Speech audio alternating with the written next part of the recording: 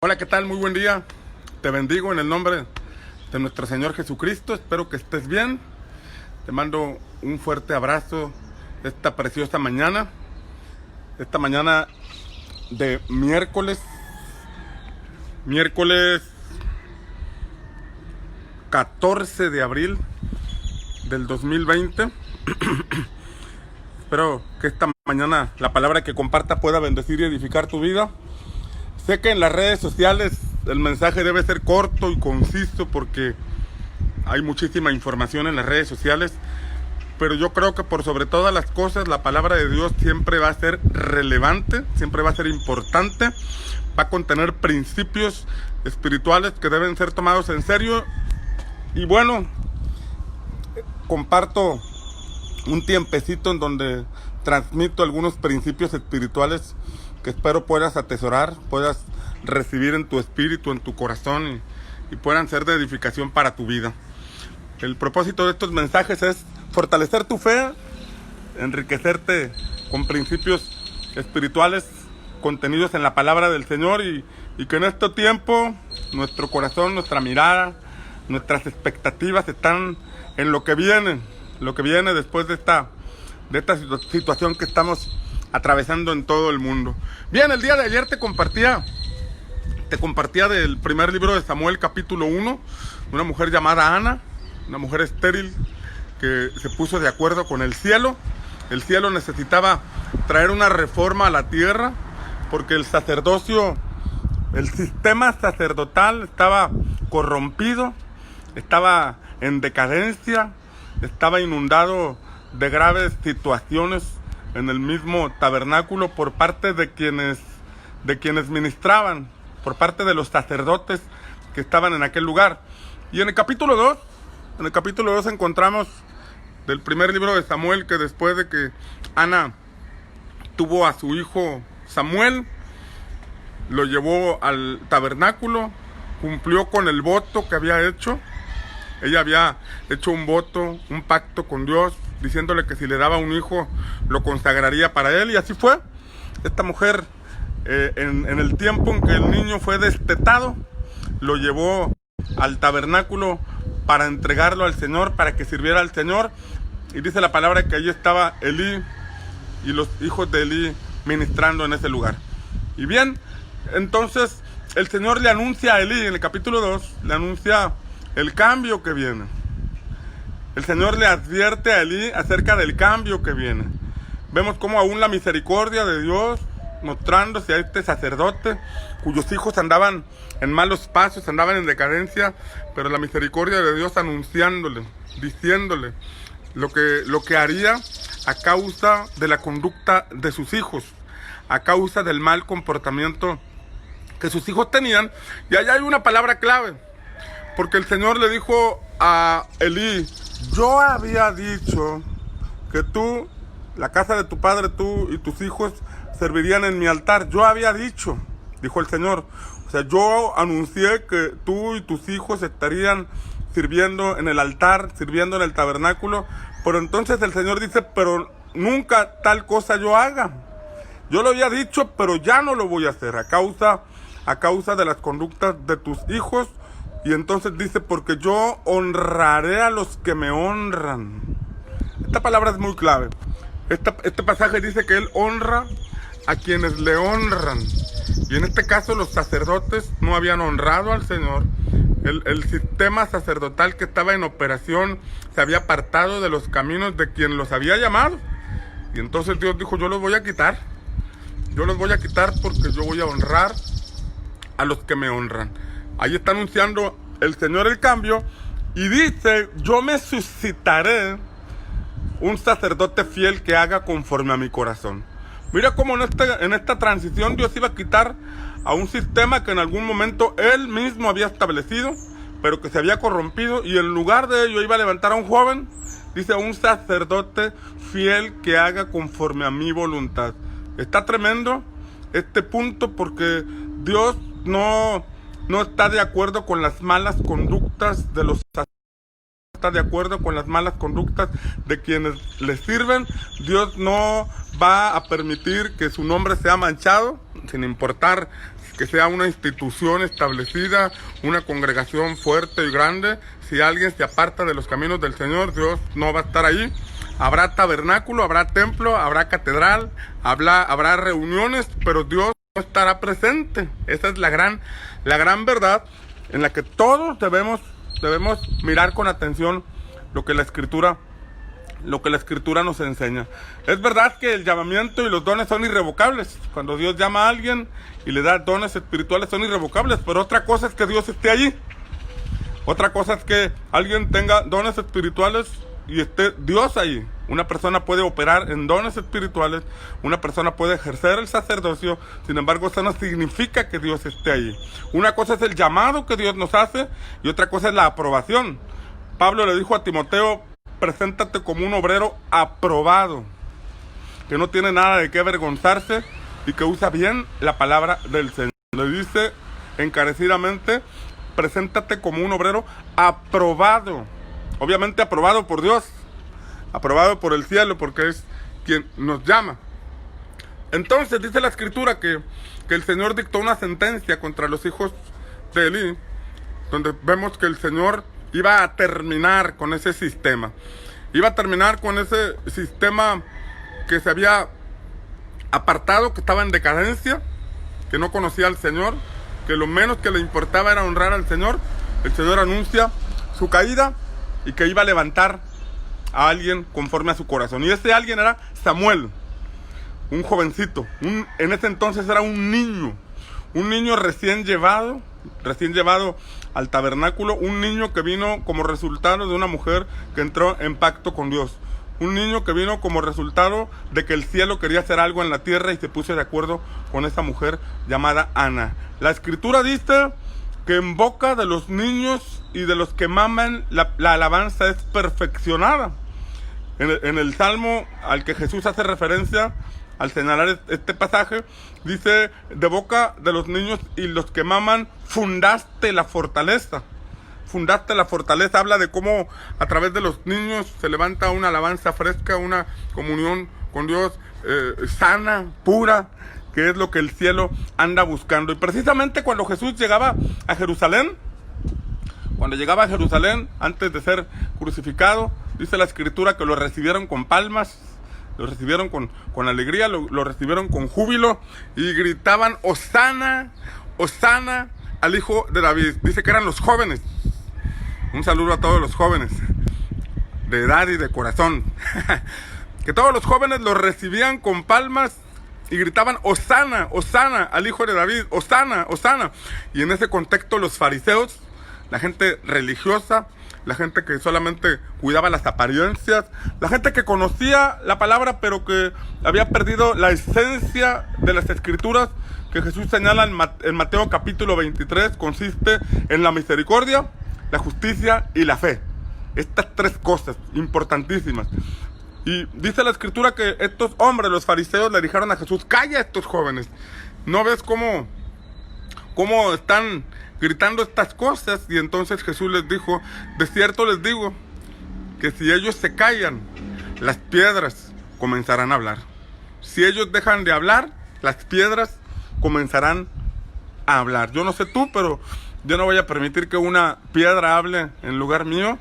Siempre deberé tener una palabra de alabanza y de adoración para mi Señor, porque cada día podemos disfrutar de sus misericordias, de sus bondades, de su infinita gracia. Cada día nos permite vivir en plenitud por medio de su Espíritu Santo. Por eso es bien importante mantener esa actitud de joven, esa actitud de niño. Un niño tiene expectativas de lo que Dios va a hacer. Un niño le cree todo a su padre. Un niño está atento. Un niño no razona tanto en el buen sentido, o sea, no cuestiona tanto las instrucciones de su padre. Y Jesús dijo que si nosotros no fuéramos como niños, no podríamos ver el reino de Dios.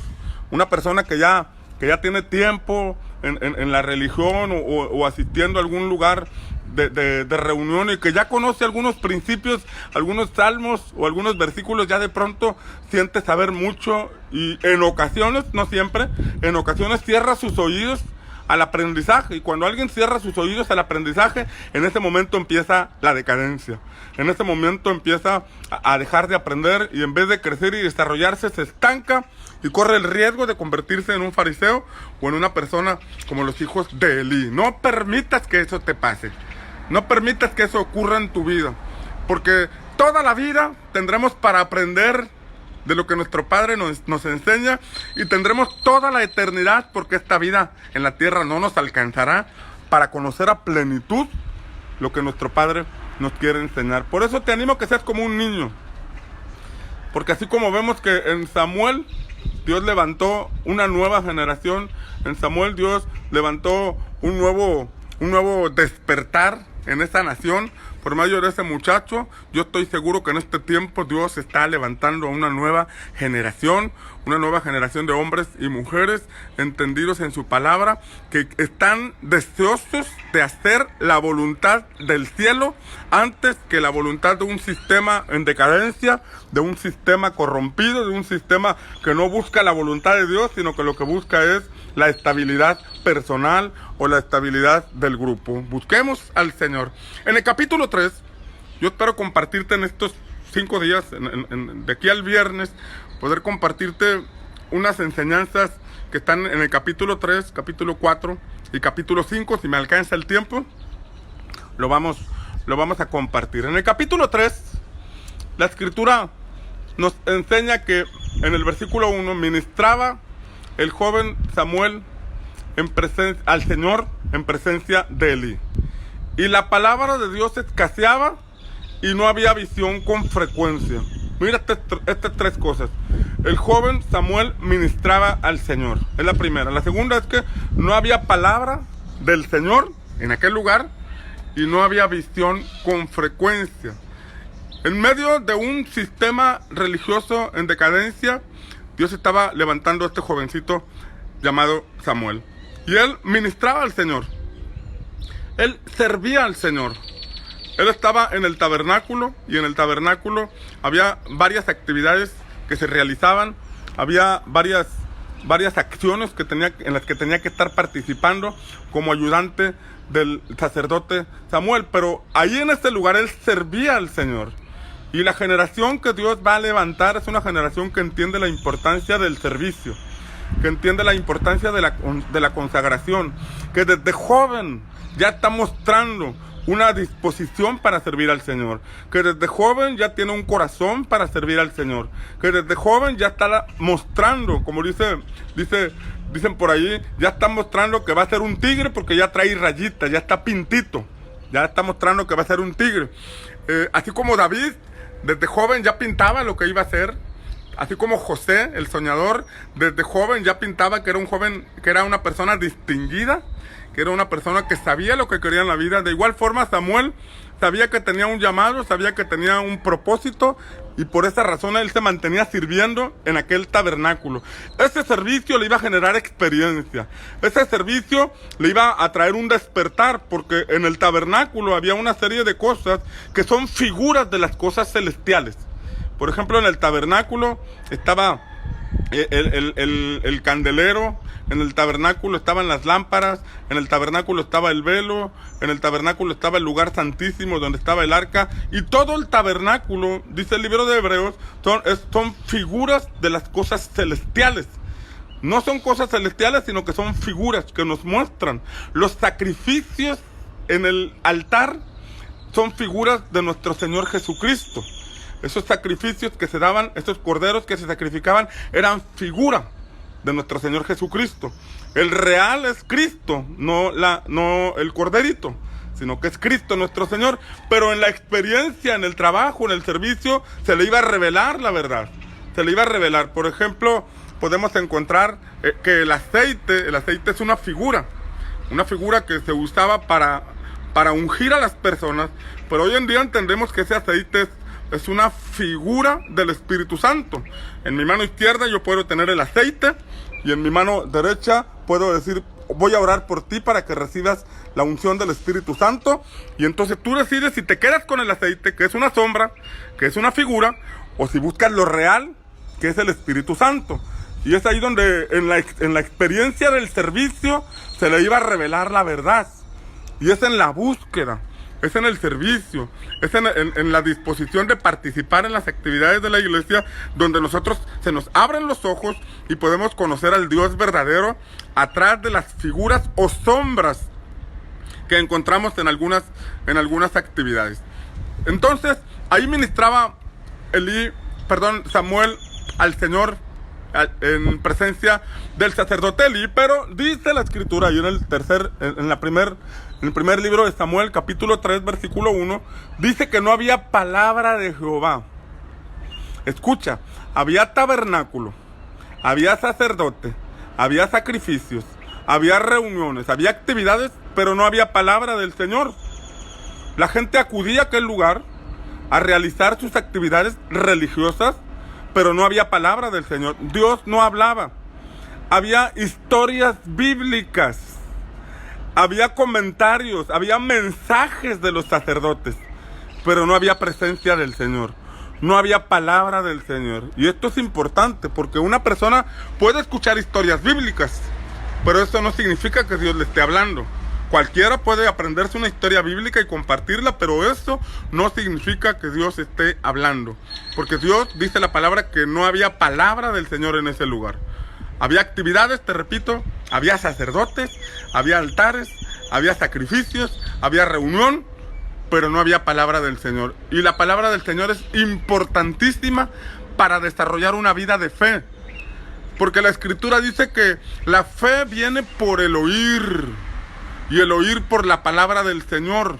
O sea que cuando Dios nos habla por medio de su palabra, algo acá adentro se despierta, ese algo se llama fe. De esta manera nosotros podemos movernos en fe.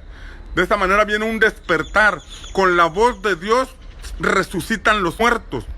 Dice el Señor, llegará el día en que los muertos oirán su voz y se levantarán. Esto quiere decir que la voz del Señor es capaz de resucitar muertos espiritualmente, muertos emocionalmente, muertos también. La voz del Señor tiene el poder para eso. Cuando Dios nos habla, entonces la fe se activa, la esperanza viene a nuestra vida y decimos sí se puede, porque Dios nos está hablando.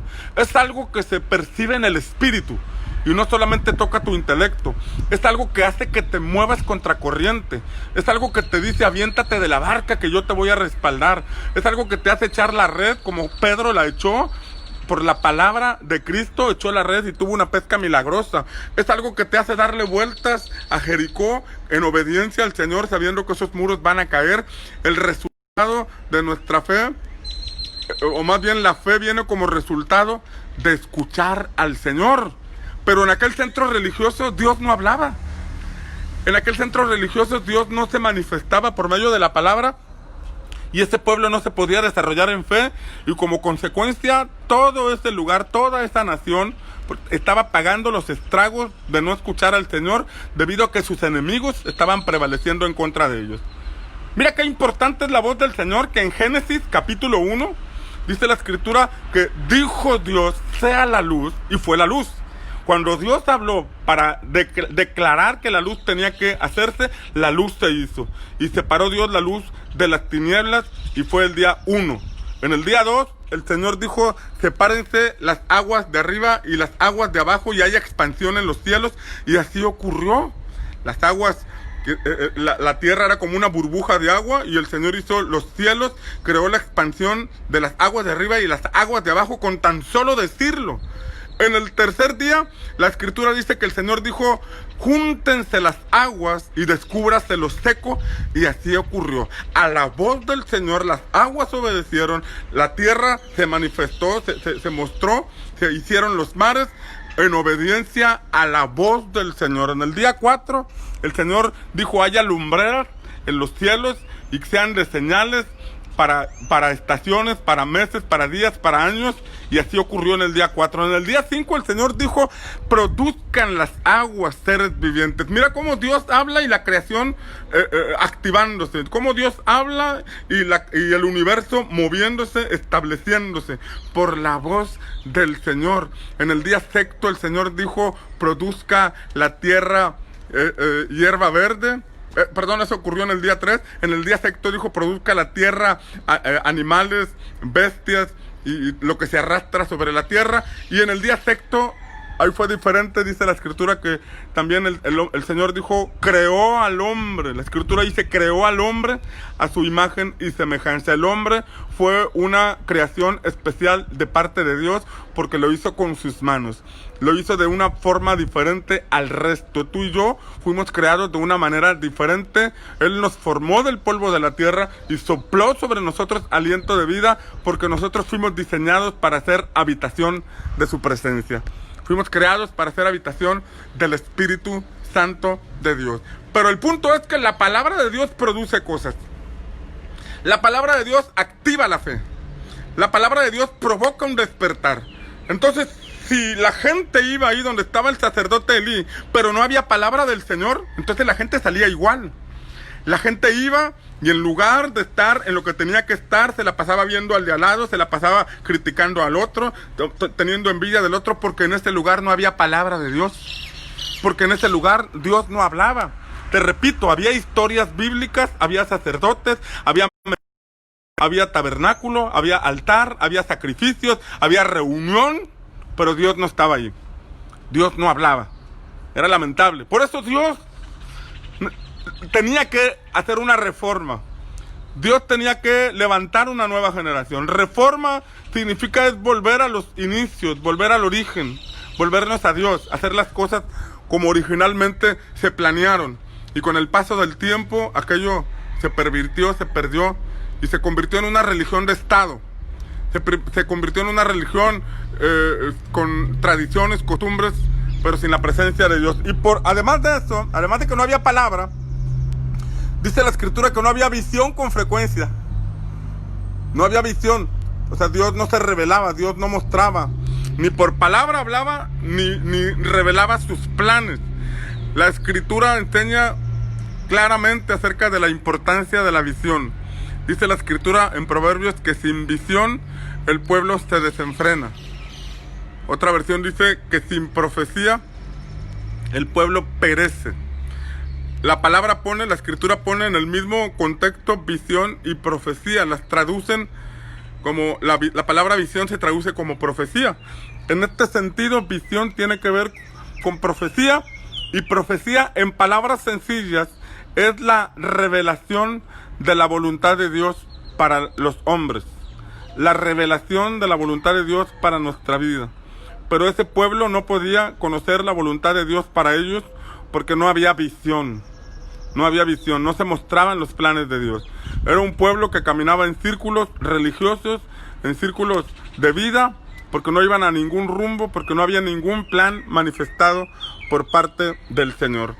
Eso es tremendo, eso es terrible, porque el tiempo no perdona, los años pasan, la vida se va, y si la persona no tiene una visión, no llega a ningún lado, absolutamente a ningún lado. Y puede pasar como le pasó a Alicia en el País de las Maravillas, en donde de pronto se encontró en una encrucijada, donde hay muchos caminos, y al llegar a esa encrucijada se encontró con el gato y le preguntó cuál camino tomo. Y el gato le preguntó, ¿a dónde quieres ir? Pues no sé. Y entonces el gato le dijo, pues agarra cualquier camino, que da lo mismo. Si no sabes a dónde vas, entonces da igual el camino que tomes, porque no tienes claro a dónde quieres llegar. Créeme que la visión es importantísima para una persona, porque la visión significa que tú ves lo que todavía no es. Es saber hacia dónde vas, saber hacia dónde diriges tu vida. Y cuando sabes hacia dónde diriges tu vida, entonces puedes aprovechar el tiempo, puedes aprovechar las oportunidades, puedes aprovechar los recursos, puedes aprovechar todo. Por ejemplo, cuando tienes una visión como la de ser un chef, tienes la visión como de ser un chef, y entonces tú dices, yo voy a ser un chef, voy a estudiar para ser chef, pero si voy a ser chef, voy a necesitar mis propias herramientas de trabajo, voy a necesitar ollas, voy a necesitar trastes, voy a necesitar todo lo que requiere un chef para producir sus alimentos. Y entonces, como ya traes una visión clara, de pronto de pronto al abrir el periódico o al ver el Facebook, ves que está en oferta una batería de cocina, una batería que está en buen estado, una batería que está a buen precio, y como tú sabes a dónde vas, tú aprovechas esta oportunidad. Está pasando un camión haciendo mucho ruido. Como tú sabes a dónde vas, aprovechas esa oportunidad y la compras, porque sabes hacia dónde vas. Pero si tú no tienes una visión en la vida, entonces el periódico te puede estar mostrando ofertas. En el Facebook te salen los anuncios de ofertas de algo que tú necesitas, pero como no sabes a dónde vas, como no tienes una visión clara, como no sabes el camino que vas a tomar, no aprovechas estas oportunidades, no aprovechas esa ganga, ese precio especial que alguien te está ofreciendo, y debido a eso no logras llegar ni fortalecer tu equipo de trabajo o las herramientas que tienes para consumar tu destino o lograr tu propósito. Por eso es importante encontrar una visión, porque en el camino Dios nos va poniendo las oportunidades que nos van a potencializar, que nos van a llevar, que nos van a conducir hacia ese punto del desarrollo a donde Dios nos quiere llevar a todos. Por eso es importante buscar a Dios. En Dios está la perfecta visión para nuestra vida. Cada uno de nosotros puede tener una visión particular, una visión personal, pero la mejor visión que podemos tomar es la visión que proviene del Señor. Es la que Dios nos muestra. Son los planes que Él nos revela. Y sabes que para poder desarrollar una vida de fe, necesitamos tener visión. Porque si la fe, según la Biblia, es la certeza de lo que se espera. La certeza de lo que se espera. La convicción de lo que no se ve. Esa es la definición de fe que nos da la palabra. Estoy seguro que voy a lograr. La pregunta es, ¿qué es eso de lo que yo estoy seguro que voy a lograr? ¿En qué voy a emplear mi fe? Porque si es la certeza de lo que no se ve, es decir, es la capacidad de visualizar lo que todavía no está, pero que estoy creyendo que lo voy a alcanzar. El punto es que si no desarrollo la capacidad de tener visión, entonces yo no puedo desarrollarme en fe, porque no estoy viendo hacia dónde voy. La visión es la capacidad que tiene un arquitecto para plasmar en un papel un edificio que todavía no está terminado. El arquitecto se puede parar frente a un terreno baldío y ver monte, ver llantas viejas tiradas, troncos, basura. Sin embargo, todos ven ese panorama en el terreno. Sin embargo, el arquitecto ya está visualizando cómo va a levantar el edificio, cómo se va a ver cada piso, los arreglos que va a tener, la fachada. Y entonces el arquitecto se lleva la idea y empieza a plasmarla. Todavía los demás no lo ven, pero él ya lo está viendo. La gente solamente ve la basura, ve las llantas viejas, ve el monte, ve aquel lugar baldío, pero ya el arquitecto ya trae aquí la idea y la empieza a plasmar en un cuaderno y empieza a dibujar lo que ya está acá adentro, lo que ya está, esa capacidad de poder visualizar. Y Dios nos ha dado esa facultad de tener visión, pero muchas veces está dormida esa capacidad, está inactiva. Y está inactiva porque no estamos, nos incentivan al desarrollo, donde nos llevan o nos promueven a buscar al Señor para tener de parte de Dios esa capacidad de visualizar, esa capacidad de ver hacia dónde vamos. Esa visión, esa capacidad de tener visión la tuvo un hombre llamado Walt. Bueno, la han tenido muchísimos hombres, muchísimas personas, pero en especial una vez leí una que me llamó la atención y es la de Walt, el dueño de Walt Disney, donde cuando estaban construyendo el centro de diversiones, era un lugar grandísimo, un terreno grandísimo, y de pronto, mientras los empleados, los albañiles, los arquitectos estaban trabajando todos, él se sentó en una mesa y se puso en una banca, y se puso a ver el horizonte. Y estaba viendo el horizonte y no había nada en ese horizonte, pero él estaba visualizando qué iba a hacer. De pronto un empleado le preguntó, pues lo vio medio raro viendo el horizonte con la mirada que parecía que estaba perdida. Y entonces el empleado le dijo, ¿se le ofrece algo, señor Walt? ¿Se le ofrece algo? o le pasa algo, le ocurre algo, y entonces él dijo, es que estoy viendo una montaña. Y entonces el empleado volteó y vio que no había nada. Dijo, ah, caray, se le está zafando un tornillo, o qué le estará ocurriendo. Lo que Walt le estaba diciendo es que él ya estaba mirando cómo iba a terminar, que ya traía la idea de lo que iba a hacer en aquel lugar. Estuvieron trabajando, le pasó la idea a los arquitectos, a las personas encargadas de plasmarlo en el papel, en los planos. Y entonces, cuando por fin estaban trabajando y ya casi lo estaban concluyendo, antes de que quedara aquel lugar, aquel centro de diversiones, el señor Walt murió. No pudo ver físicamente cómo quedó aquel lugar. Y entonces el día de la inauguración, la persona que estaba presentando, el maestro de ceremonias que estaba dirigiendo la presentación, hizo un comentario antes de dejar de lugar a la viuda del señor Walt.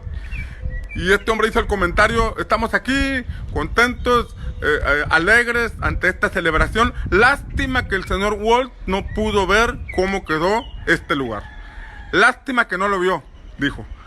Y cuando la viuda de Walt tomó el lugar, lo primero que dijo fue, lo siento joven, pero el señor Walt fue el primero que vio todo esto. Antes de que nosotros lo viéramos, él ya lo había visto, lo vio con los ojos de la visión, lo vio con los ojos del espíritu. Antes de que todos hubiéramos terminado este lugar, él ya lo había visto. Ese es el poder de una visión. Una visión te enfoca, una visión te dirige, una visión te permite aprovechar el tiempo, las oportunidades, los recursos, y te permite alcanzar algo en la vida. Y esa visión, la mejor visión que podemos recibir, es la que proviene del Señor.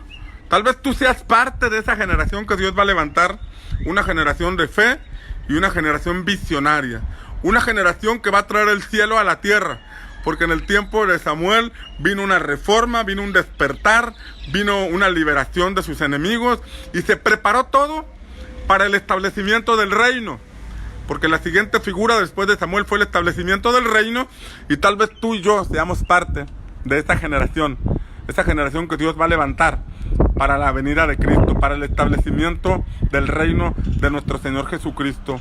Por eso hoy quiero animarte a que profundices en tu vida espiritual, a que busques al Señor más allá de los velos religiosos, de las tradiciones y costumbres que a veces pueden estar por generaciones y se practican por generaciones, pero que sin embargo no nos llevan a conocer al Señor, no nos permiten escuchar al Señor, no nos llevan a desarrollar una vida en la visión del Señor.